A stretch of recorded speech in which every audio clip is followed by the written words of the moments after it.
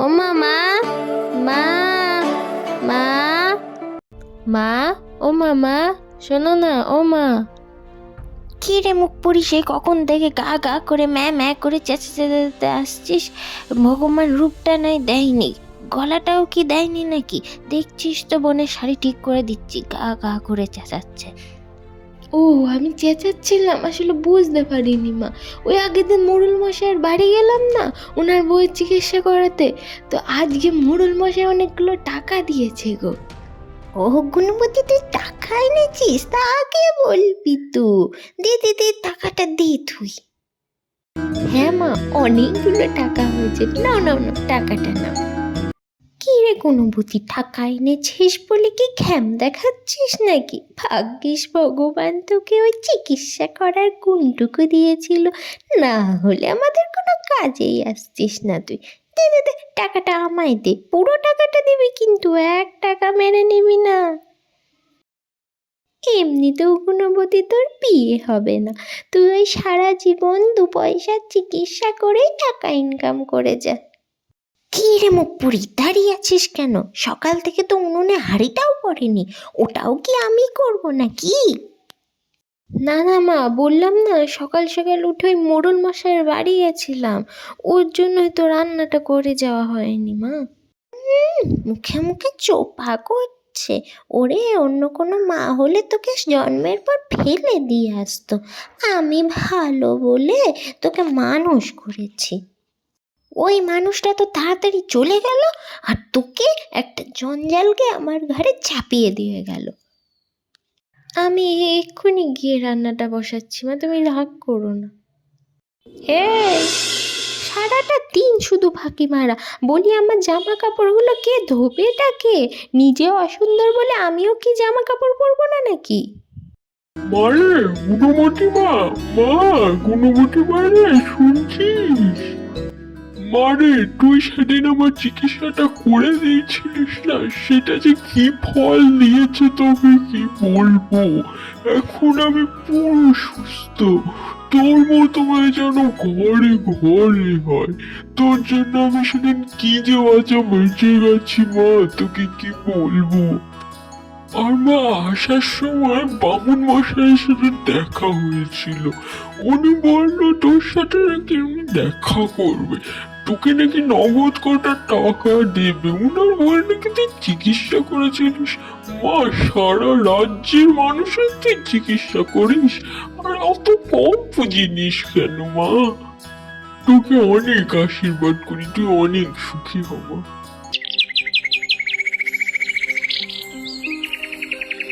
কি গো বুড়িমা, তুমি তুমি এত দূর হেঁটে হেঁটে চলে আসতে পারলে? বাহ, তুমি তো এখন ভালোই সুস্থ আছো, ভালো আছো তো এখন? ভালো আছো? এখন আমি দৌড়াই রে মা। তুই যে আমার কি চিকিৎসাটা না করলি! তোর মতো যদি আমার বৌমাটা হতো রে! আমার বৌমা আমাকে একটুও দেখে না, তুই যদি আমার বৌমা হতিস, আমার কি সৌভাগ্য হতো। মা, আমার কাছে আসিস মাঝে মাঝে, তোকে দেখার জন্য তো মনটা আকুল বিকুল করে রে মা। ভালো থাকিস মা, আমি আসি বুঝলি? আচ্ছা, এসো বুড়িমা, এসো।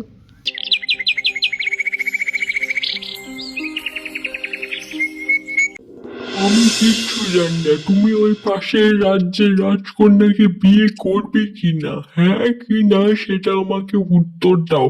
আমি তোমার উত্তর শুনতে চাই, আর কেন বিয়ে করবে না এটাও শুনতে চাই তাড়াতাড়ি।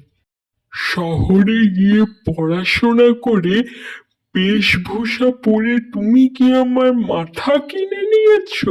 মনে রাখবে, তুমি এই গ্রামের রাজকুমার, তোমাকে এই গ্রামের মঙ্গল কামনা করেই সবকিছু করতে হবে। আমিও আমার গ্রামের মঙ্গল চাই, আর এই গ্রামের মঙ্গল আর আমার ভালোর জন্য আমি শুধু রূপ দেখে তো কোনো মেয়েকে বিয়ে করতে পারবো না। তার একটা সিদ্ধান্তের ওপর পুরো গ্রামের ভবিষ্যৎ আর আমার ভবিষ্যৎ নির্ভর করছে, তাই আমি সঠিক মেয়ে নির্বাচন করতে চাই। ঠিক আছে, আমি তোমাকে 7 দিন সময় দিলাম। এই 7 দিনের মধ্যে তুমি তোমার পছন্দ মতো মেয়ে বিয়ে করে আনো, না হলে ওই রাজকুমারীকেই তোমাকে বিয়ে করতে হবে। কি করে সম্ভব? এই 7 দিনের মধ্যে আমি আমার মন পছন্দের মেয়ে কি করে খুঁজে বার করব? অবশ্য গ্রামে গিয়ে দেখলেও হয়, সেই ছোটবেলায় শহরে চলে গেছিলাম বলে এই গ্রামবাসী কেউ আমাকে চেনে না। নিজের পরিচয় গোপন করে গ্রামে গিয়ে একবার দেখে আসি, যদি আমার মনের মতো মেয়ে আমি পেয়ে যাই। জানো তো মালতীর মা, আমার রূপবতীর কি রূপ! তোমাকে কি বলবো মালতীর মা, আমার রূপবতী যদি 10 দিন মুখও না ধোয়, তাও 1000টা পুরুষ ওকে দেখে অজ্ঞান হয়ে যাবে। আমার রূপবতী সেরা রূপ। এই গ্রামে রূপবতীর মতো রূপ আর কারণ নেই, বুঝলে? ওর তো অনেক বড় পরিবারে বিয়ে হবে, কিন্তু আমার ভাগ্যে পড়েছে একটা কাল্লিমুখী মেয়ে। কি আর বলবো ওই গুণবতীর কথা, না আছে এক ছিটে ফোটা রূপ।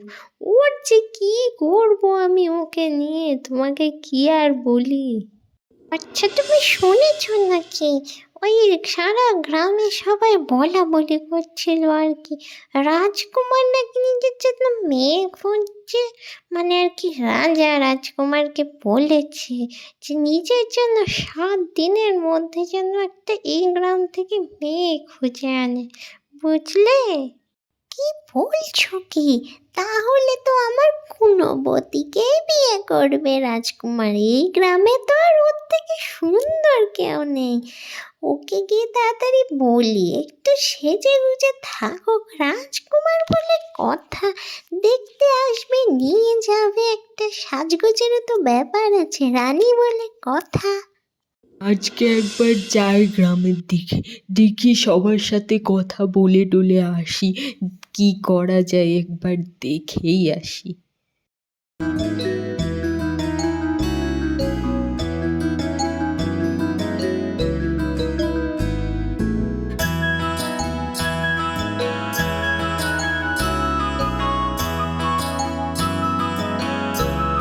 আরে রূপবতী শোন, খবর পেলাম যে রাজকুমার আসছে, সুন্দরী মেয়ে পছন্দ করবে বিয়ে করার জন্য। একটু সেজে গুজে থাক দেখি, তোকে অবশ্য নিয়ে যাবে, কিন্তু একটু সেজে গুজে থাক যাতে তাড়াতাড়ি একটু নিয়ে যায়।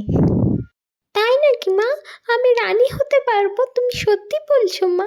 তাহলে আমি চাই তাড়াতাড়ি একটু সেজে গুজে নিই, রাজকুমার আসবে বলে কথা, আমাকে এসে রাজমহলে নিয়ে যাবে মা, কি মজা। কিন্তু আমাদের বাড়ি এসে আগেই যদি গুণবতীকে দেখে, আর গুণবতীকে দেখে যদি উনি রেগে যায় আর চলে যায়, আমাকে যদি অস্বীকার করে, তাহলে কিছু একটা ভাবতে হবে। গুণবতীকে না মা সরাতে হবে, বুঝলে? আমি এক্ষুনি গুণবতীকে জড়িবুটি আনার জন্য বাইরে পাঠিয়ে দিচ্ছি। ওকে এখানে থেকে অত কাজ নেই বাবা, ওকে এক্ষুনি পাঠিয়ে দিচ্ছি আমি, ধারা।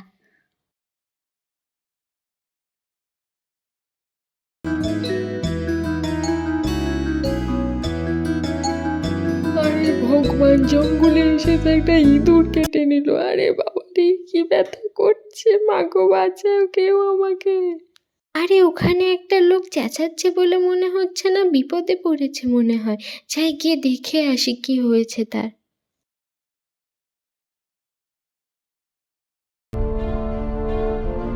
কি হয়েছে মশাই আপনার? না চেঁচিয়ে একটু বলুন না, ইঁদুরে কামড়েছে নাকি আপনাকে?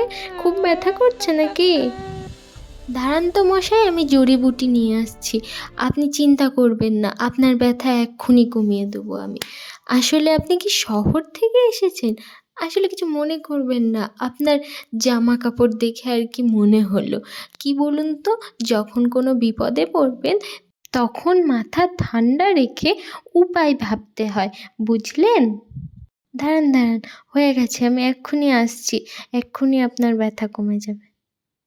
এই যে ওষুধটা লাগিয়ে দিলাম, এখন দেখবেন চট করে আপনার ব্যথাটা কমে যাবে। কিছু বুঝতে পারছেন ব্যথা কমেছে কি না? আচ্ছা, আপনার বাড়িটা কোথায়? মুকুন্দপুর নিশ্চয়? ওটা শহর, আমি শুনেছি অনেকের মুখে। ওই যে সমস্ত দাদারা আমাদের গ্রাম থেকে শহরে যায় না চিকিৎসা বদ্যি করতে, আমারও না চিকিৎসা করতে খুব ভালো লাগে বুঝলেন। ওটা আমি আমার বাবার থেকে পেয়েছি এই গুণটা। কিন্তু আমি গ্রাম থেকে বেরোতেই পারি না, আমার মা আর বোন আছে তো বলুন, তাদের ছেড়ে আমি কি করে যাই বলুন তো। আপনি ওখানে কি করেন? আপনি কিছু মনে করবেন না, আপনাকে এতগুলো কথা বললাম। আসলে দেখুন, আমার কথা বলতে বলতে আপনার ব্যথাটা কমে গেছে। আসলে মনটা যদি অন্যদিকে নিয়ে যাওয়া হয় ব্যথার সময় বা কোনো চিন্তার সময়, তখন দেখবেন চিন্তা বা ব্যথাটা অনেকটা কমে যাবে, বুঝলেন? আপনার অনেক অনেক ধন্যবাদ আমার পাটা ঠিক করার জন্য। আমি অনেক ব্যথায় কষ্ট পাচ্ছিলাম, আপনার অনেক ধন্যবাদ। আসলে আমি এই গ্রামের রাজকুমার। আজকে গ্রামে আসছিলাম কোনো একটা মেয়েকে পছন্দ করে বিয়ে করার জন্য, কিন্তু আমার মনের মতো মেয়ে আমি খুঁজে পাচ্ছিলাম না। তাই জঙ্গলে এসেছিলাম একটু বসতে, কিন্তু হুট করে ইঁদুরটা কামড়ে দিয়ে চলে গেল আর কি। আসলে আমার আপনাকে খুব পছন্দ হয়েছে। আপনি কি আমাকে বিয়ে করবেন? তাহলে আমি আজকেই সব কিছু সেরে নিতে চাই। আমার আপনাকে খুব পছন্দ হয়েছে। বিয়ে? কিন্তু বিয়ে করলে আমার মা আর বোনকে দেখবে কে? আর আমার বোন অনেক সুন্দর, ওকে আপনি বিয়ে করুন। ওকে দেখতে অনেক সুন্দর, আমার থেকে ওকে বেশি পছন্দ হবে। আমি এখানে কোনো রূপবতী নারী খুঁজতে আসিনি। আমি এসেছি একটা গুণবতী নারী খুঁজতে, যে আমার আর আমার গ্রামের কল্যাণে আসবে, আমাদের ভালো রাখবে, বুঝলেন? আর আমার আপনাকেই পছন্দ। আর আপনি যদি চান আমি আপনার মা আর বোনের সমস্ত দায়িত্ব নিয়ে নেব। সত্যি? আপনি সত্যি বলছেন? আচ্ছা, ঠিক আছে। আরে ওই মুখপুরি গুণবতী কি করে রাজকুমারকে পেয়ে গেল? ও কি করে রাজকুমারকে বশে করে নিল? এটা কি করে সম্ভব? আর রূপবতী তোকে রাজকুমার দেখতেও আসলো না, এটা কি করে সম্ভব? মা, আমার আর রানী হওয়া হলো না। রাজকুমার গুণবতীকে কি করে পছন্দ করে নিয়ে গেল? আমাকে কেন পছন্দ করলো না মা? আমার রানী হওয়ার স্বপ্ন স্বপ্নই থেকে গেল মা।